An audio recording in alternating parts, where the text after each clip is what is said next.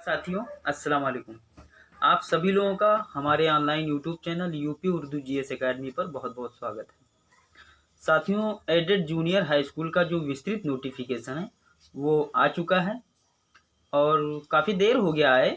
हम उसको पढ़ रहे थे, अध्ययन कर रहे थे उसका। तो उसमें ये नहीं है कि आपने अगर जो है सीटेट उर्दू से पास किया है या आपने अगर सीटेट जो है किसी अदर विषय से पास किया है तो आप नहीं भर सकते, ऐसा कुछ नहीं है।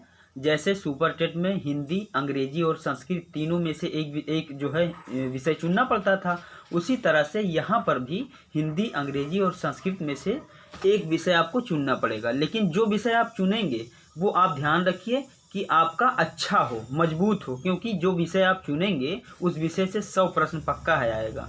बाकी सामान्य अध्ययन से 50 प्रश्न आएगा।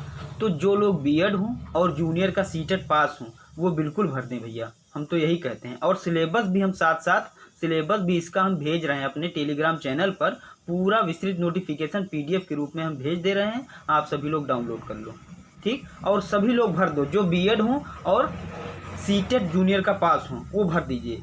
बिल्कुल फॉर्म भरिए और तैयारी में जुट जाइए, क्योंकि उसमें सिलेबस दिया हुआ है और जो मैं आपको पढ़ा रहा हूँ वही सारा सिलेबस है।